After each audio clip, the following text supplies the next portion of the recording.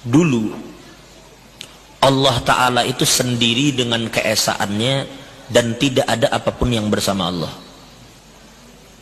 Paham lah? Maka dialah ahad. Perhatikan baik-baik, dialah ahad. Qul huwallahu ahad. Maka Allah yang sendiri dengan keesaannya ini tidak memerlukan siapapun, dan kenyataannya tidak ada apapun dan siapapun yang bersama Allah. Tidak arasy, tidak kursi, tidak surga, tidak neraka, tidak waktu, tidak tempat. Allah ada tanpa tempat, tanpa waktu. Jangan pian pikirkan ini yang bila pian pikirkan ya pian bisa gila.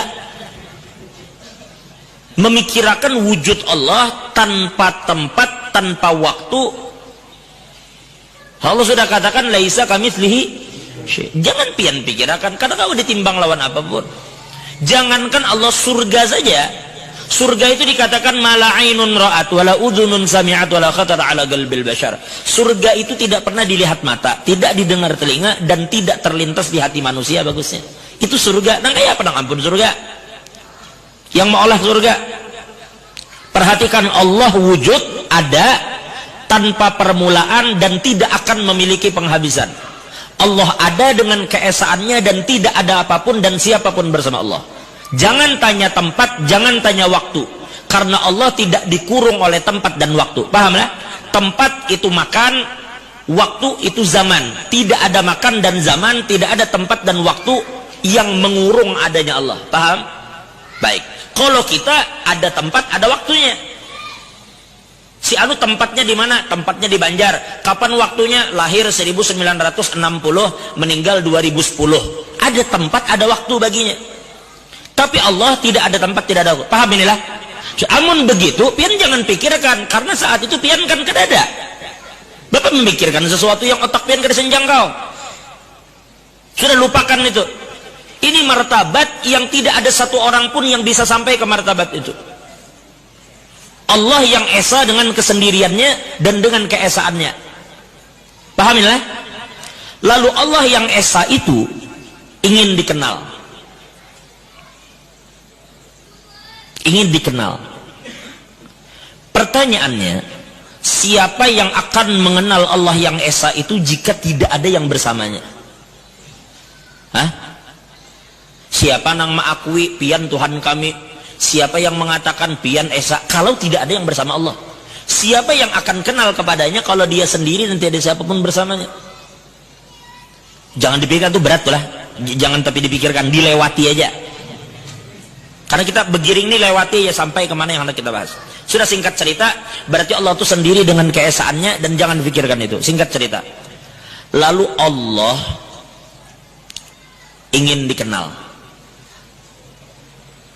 Allah itu zahirun, Allah itu batinun. Allah itu apa? Huwal awwalu wal akhiru wal zahiru wal batin. Allah itu awal, Allah itu akhir, Allah itu zahir, Allah itu Sekarang Allah yang batin tadi, ngaran batin itu terlihat kada? Nampak kada? Diketahui kada? Kada diketahui, makanya batin. Ini yang dimaksud ulama, wahwa ta'ala al-mutajalli li dzatihi bi ismihil batin. Dialah Allah yang bertajalli kepada dirinya sendiri. Jadi Allah itu menyatakan, aku na Tuhan. La ilaha illa ana. Kada ada Tuhan selain aku ya Allah. Berarti dia sendiri yang mengakui bahwa dia adalah Tuhan. Yang lain kada ada. Pahamilah? Sehingga dikatakan oleh Allah, la ilaha illa ana, tidak ada Tuhan selain aku. Karena memang ada cuma Allah. Lalu yang batin itu, yang tidak terlihat itu, yang tidak ada waktu dan tempat itu ingin benampak, bahasa kita dalam tanda kutip. Lalu dikatakan walamma arada subhanahu wa ta'ala, ini ahad kan Allah, ini ahad kan? Walamma arada subhanahu wa ta'ala ayyatajalliya bi ismihi zahir, ketika Allah ingin benampak dengan namanya zahir, terlihat wajahnya, faqabada qabdatan min nurihi wa qala kuni muhammada. Kita kada bicarakan masalah qabada qabdatan min nurihi itu kada, walhasil adalah Muhammad. Lalu ada Muhammad. Jadi Muhammad ini adalah aslu kullil mawjud. Asal dari semua yang ada ini ada Muhammad. Intinya ada sekarang Muhammad, tapi saya sudah. Baik Allah dan Muhammad. Bersamaan dengan adanya Muhammad, ulun tanya, sebelum adanya Muhammad ada siapa? Allah. Ya kalau kayak itu, kalau sebelum adanya Muhammad adanya Allah. Ketika Allah ada, tempat adalah, waktu adalah, lalu ada Muhammad. Muhammad itu diambil dari isim maf'ul, tetapi di saat yang sama diambil dari isim makan dan isim zaman. Hammada yuhammidu tahmidan fahuwa muhammidun wa dzaka muhammadun hammid la tuhammid muhammadun muhammadun. Kenapa Allah itu disebut dengan isim kenapa Muhammad itu diambil dari kalimat isim makan? Jangan dalam surat itu isim makan. Li'annahu sallallahu alaihi wasallam makanu tajallil ilahiyah. Karena dengan adanya Muhammad itulah dimulai adanya tempat. Sebelum ada Muhammad, kada ada tempat. Begitu Muhammad ada tempat. Nyatanya Muhammad ini dulu yang menjadi tempat bertajalinya Allah Subhanahu wa taala. Nampak Allah di diri Nabi Muhammad dengan segala kudrat, iradat dan segala macam kesempurnaannya. Jelas apa jelas? Waktu pun dulu tidak ada, dan waktu itu pun ada bersama dengan adanya Muhammad sallallahu alaihi wasallam. Karena beliau ini diambil juga dari isim zaman. Kenapa Nabi diambil dari isim zaman namanya itu? Maka ujar ulama li'annahu sallallahu alaihi wasallam awwalu zamanit tajallil ilahiyah. Karena awal tajalli Allah yang nampak bagi makhluk itu adalah bersamaan dengan wujudnya Sayyidina Muhammad. Jadi dengan wujudnya Nabi Muhammad bertepatan dengan adanya tempat Allah bertajalli dan adanya waktu bertajallinya Allah SWT. Jadi bersamaan dengan adanya itu, maka adalah juga tempat dan waktu. Berarti adanya tempat dan waktu bersamaan dengan adanya Muhammad. Sebelum ada Sayyidina Muhammad, kada ada tempat, kada ada waktu.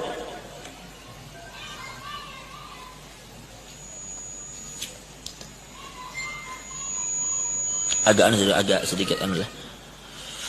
Walhasil jangan terlalu itu pun berat karena sudah. Nah, jadi pahami ini baik-baik.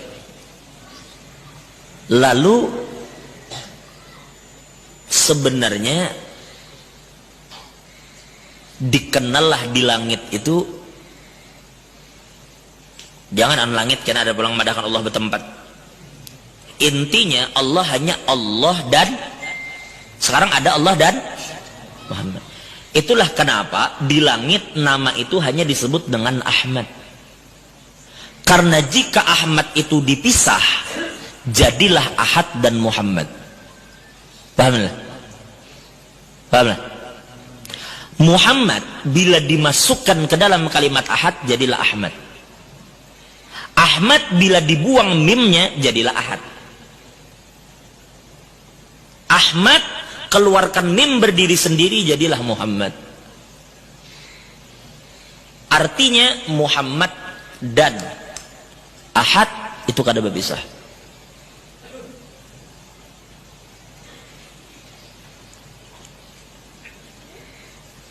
Kisah di dunia begitu, turun ke dunia jadilah Muhammad. Tetapi di langit Ahmad. Kada dipisahi antara Ahad dan Muhammad itu kada mau berpisah.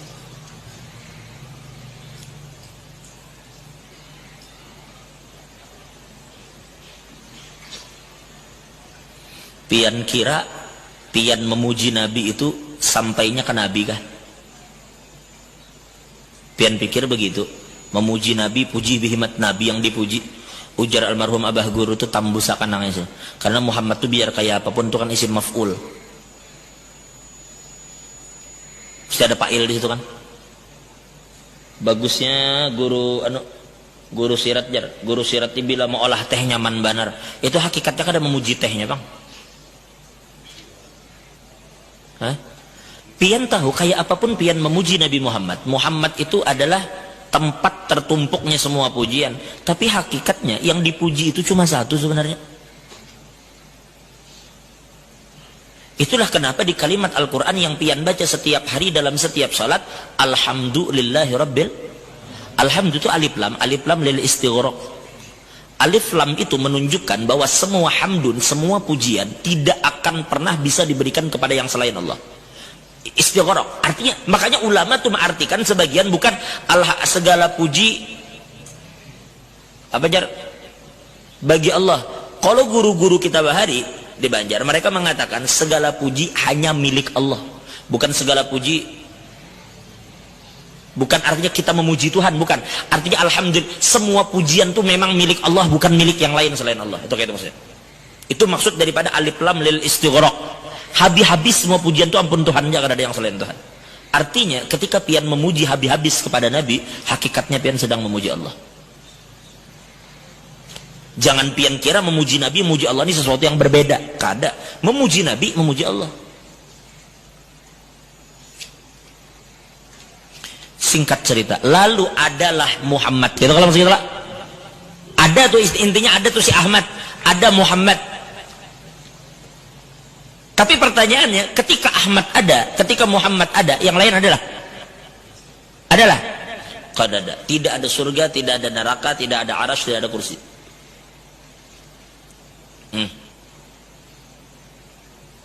Lalu ini yang disebut oleh para ulama arifin dengan al-haqiqatul Muhammadiyah. Hakikat Sayyidina Muhammad. Bukan Sayyidina Muhammad ya, tapi hakikatnya, hakikat Sayyidina Muhammad. Hakikat ini yang dikatakan di dalam Fususul Hikam, wa tilkal haqiqah bikamalatiha lam takun mumkinah. Hakikat itu dengan semua kesempurnaannya tidak ada yang mampu mengerti dan mampu menyandangnya. Kada ada satupun wali, bahkan tidak ada satupun orang yang mengetahui hakikat Nabi Muhammad itu. Wala nabiyyun mursal wala malakun muqarrab. Tidak ada yang mengerti, baik nabi ataupun malaikat pun kada tahu. Malaikat pun kada tahu. Ujar Uwais Al-Qarni, Sayyidina Abu Bakar mengatakan, ujar Sayyidina Abu Bakar, la ya'rifu haqiqata Muhammad illallah. Tidak ada yang mengetahui hakikat Nabi Muhammad kecuali Allah. Ujar Uwais Al-Qarni, ya ashab Rasulillah, ma'araftum Muhammad illa zillah. Ujar Uwais Al-Qarni, wahai para sahabat Nabi, tidaklah kamu mengenal Muhammad itu kecuali bayangannya saja. Karena hakikatnya la ya'rifu haqiqata Muhammad illallah. Tidak ada yang mengerti hakikat Nabi itu kecuali Allah. Pahaminlah. Singkat cerita, tak bisa dipikirkan juga. Lewati. Berarti kan karena kalau dipikirkan apa? Dikara sih. Lewati. Setelah kita lewati tahap selanjutnya, lalu hakikat itu ujar Ibnu Arabi disederhanakan. Dibungkus hakikat yang berat tadi. Karena hakikat itu kita kada kawan nyandang. Wala kita wala wali. Kada ada siapapun yang bisa sandang itu. Wali aja kada kawa, apalagi kita. Lalu hakikat itu perlu bungkus sekarang. Ikam percayalah kalau di kabel itu ada listrik. Maksudnya, percayalah. Sekarang tolong pang turih anunya, karetnya. Sekarang japai anunya, besinya. Mampu lah ikam menyandang untuk memegang besinya itu. Kan kada mampu sandak. Kada ada ikam memiliki kekuatan untuk memegang tembaga itu. Lalu diperlukan bungkus. Tapi bisa lah melihat, kelihatan lah listrik mengalir tuh. Kada kelihatan. Kelihatan kada, dijapai pun kada kawa. Lalu perlu bungkus. Lalu dibungkuslah itu tadi, supaya kawa dijapai. Lalu hakikat Nabi Muhammad itu dibungkus. Apa bungkusnya? Ya para nabi yang selain Nabi Muhammad itu. Lalu dikatakan dengan kalimat fanazalat tilkal haqiqah ay dhaharat tilkal haqiqah bisuwarin khassah. Karena manusia tadi kada mampu menyandang untuk mengetahui bagaimana hakikat. Jadi li'annal basyariyata lam tatahammal anha. Karena manusia tidak mampu menyandang hakikat Nabi, lalu hakikat itu dibungkus Allah sebagai rahmat. Bahkan kedatangan Nabi itu pun rahmat. Karena Nabi kita nang datang di Madinah itu pun adalah yang hakikat tuh yang di dalam diri sidin sebenarnya. Jadi adanya Nabi kita itu rahmat sebujurnya bagi kita, supaya kita kawa melihat, oh bagusnya Nabi kita, supaya kawa mun kada dibungkus itu kada kawa pian melihat hakikat Muhammad itu. Lalu bungkus itu bermacam-macam, bisuarin khosoh, dengan berbagai macam bungkus yang khusus. Ai bisurati nabiyyin min anbiya'illah, atau yang dimaksud bungkus itu adalah rupa para nabi daripada sekian banyak nabi Allah. Jadi mereka itu turun, salah satu tugasnya adalah untuk membungkus hakikatul Muhammadiyah. Salah satu fungsinya. Baik. Makanya turun pertama kali nabi siapa? Adam. Berarti orang yang pertama kali membawa hakikat nabi ke bumi ini adalah Adam. Turun Adam. Lalu ketika kiamat terjadi, kan hakikatnya bakal ditutup dulu sebelum pian melihat hakikat sebenarnya kena di akhirat. Di dunia ini kan main bungkus gitu lah. Ada yang membungkusnya yaitu Adam, dan ada yang menutup itu sebelum Allah perlihatkan hakikat itu di akhirat. Baru di situ pian tahu karena bungkus-bungkusan lagi. Tapi di sini ditutup. Makanya Isa turun sekali lagi. Padahal Nabi Isa sebelum Nabi Muhammad. Tapi Isa tidak dimatikan. Isa diangkat oleh Allah. Dan akan turun lagi di akhir zaman. Tugasnya apa? Membunuh Dajjal kah? Membunuh Dajjal itu ibaratnya kalau Allah hendak nang lain gini bisa. Kenapa kada Nabi Muhammad aja bahari langsung turun tangan? Atau Nabi Musa? Atau Nabi yang lain? Untuk membunuh babi, urusan apa? Nabi Isa tuh cuma sekedar membunuh babi, bukan kita gini bisa. Menghapus pajak, menghancur salib saja. Ujar ulama, hakikat sebenarnya daripada tugas turunnya Nabi Isa di akhir zaman adalah untuk menutup hakikatul Muhammadiyah. Jadi hakikat itu yang tidak bisa dipegang dan dilihat tadi didatangi, dibungkus oleh Adam. Lalu Adam itu dilihat, lalu dipegang. Ada yang memegang Adam, ada yang melihat Adam. Berganti Adam wafat, turun ke bawah sampai sempurna di diri Nabi Muhammad. Lalu Nabi Muhammad yantaqilu ila rafiqil a'la. Lalu Nabi berpindah ke hadrat Allah. Lebih memilih berada di hadrat Allah. Lalu berlanjut, hakikat tadi tetaplah dibungkus, tetapi berganti baju. Dari yang tadinya baju kenabian berubah menjadi baju kewalian. Dari yang tadinya membungkus nabi berubah menjadi wali. Lalu wali turun temurun, kutub anu, habib anu, kutub anu, habib anu. Hakikatnya mereka itu tugasnya tidak berbeda dengan para nabi, yaitu membungkus hakikat Nabi Muhammad. Itu yang dimaksud di situ. Jadi mereka itu haikal itu kerongkong, paham lah? Tapi berarti sampai sekarang adalah nabi mana ada? Kutub si anu, kutub anu terus sampai hari ini, sampai kiamat, sampai terakhir Imam Mahdi. Tapi biar bagaimanapun tingginya martabat Imam Mahdi sebagai wali min aulillah, yang Imam Mahdi itu bukan nabi. Dan ujar ulama, karena hakikat itu dulu pertama kali dibuka oleh seorang nabi, maka hakikat itu tidak akan ditutup terkecuali oleh seorang nabi. Yang membuka nabi, yang menutup nabi. Selesai, baru di akhirat semua mata akan melihat bagaimana hakikat Sayyidina Muhammad sallallahu alaihi wasallam. Sudah sampai situ ya, walhasil nangka itu tuh.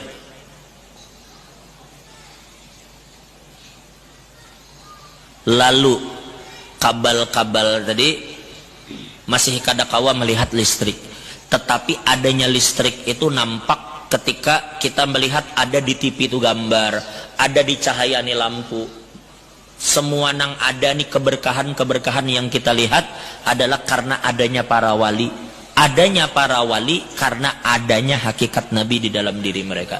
Jadi semua keberkahan yang kita rasakan ini, amun kita bulikakan ke aslinya, adalah berkat Nabi Muhammad. Nah, kayak apa kadar rahmat ya? Wa ma arsalnaka illa rahmatan lil alamin. Bukan hanya rahmat dalam sifat, tapi wujudnya Nabi itu rahmat bagi kita. Itu pembahasan sebenarnya bukan mustawa kita lah, pada akhirnya maulah mumat. Intinya supaya pian tahu aja bahwa Nabi itu tidak seperti yang pian kira. Kesimpulan kayak itu tuh. Sepintar-pintarnya orang mengerti tentang Nabi, kada bakal terbuka juga tentang hakikat Nabi itu, ada bakal terbuka. Lalu dipadahkan Nabi itu hanya manusia seperti kita.